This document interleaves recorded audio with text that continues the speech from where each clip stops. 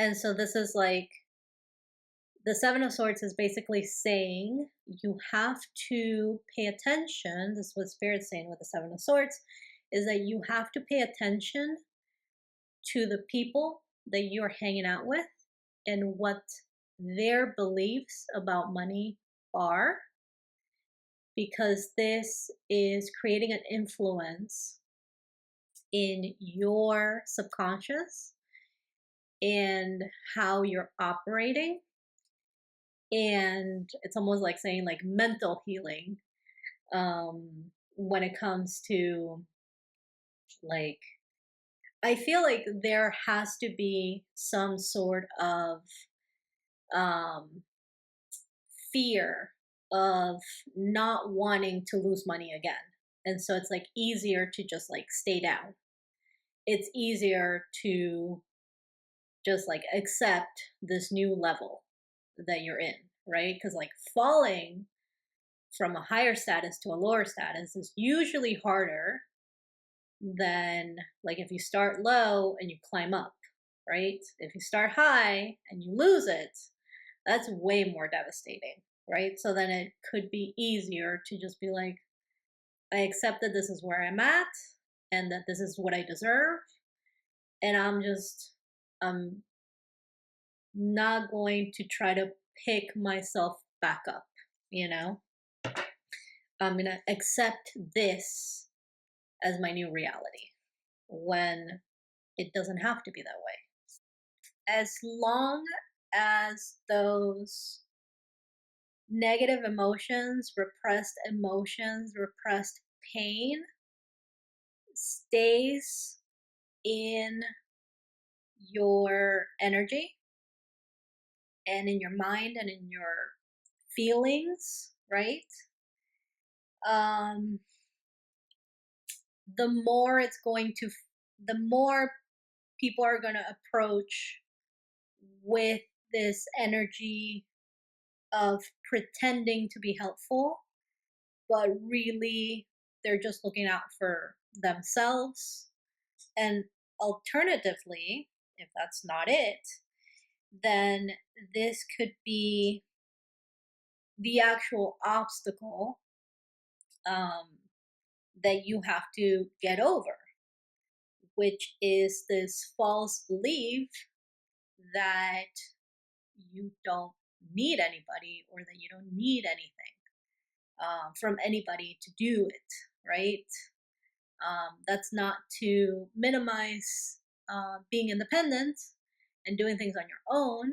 Life has a way to show us that we're not islands, right? Like, we need other human beings to get through challenges and difficulties, and we have to be able to communicate and to relate and to help each other out if we are to get through situations, right, that are too big for one person to handle, right?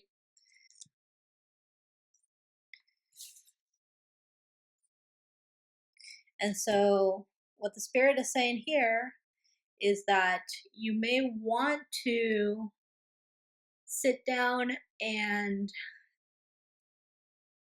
just like explore the feelings of pain that you have been through, right?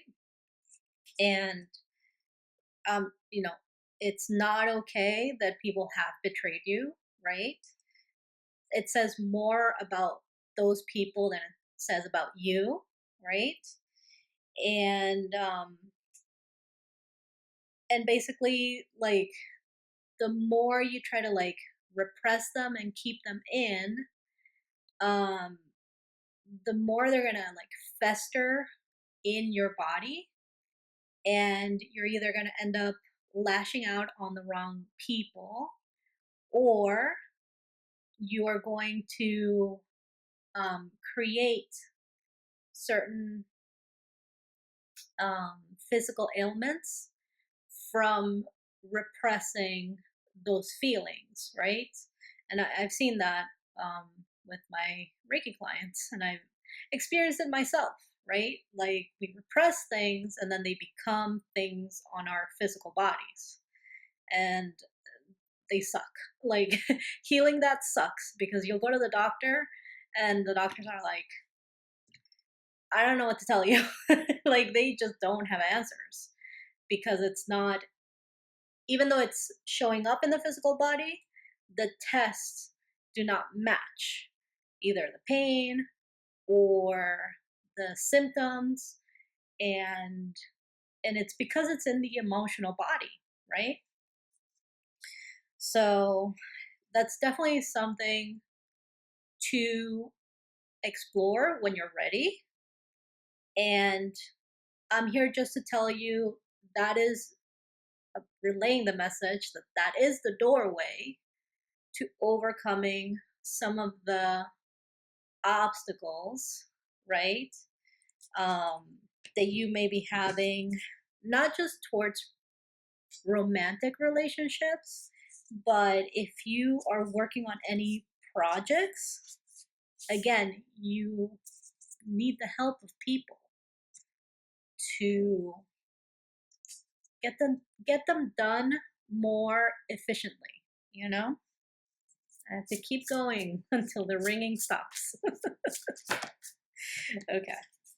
Instead of focusing on what has been lost, the advice here with the Five of Cups is to focus on what you've gained or what you still have in your possession, right? Um, sometimes when I've gotten sometimes when I've gotten the Five of Cups, the answer or the resources have been literally under my nose or right behind me on these shelves. And the only reason I didn't see them right away is because of my way of thinking, because of some negative, thought pattern, right?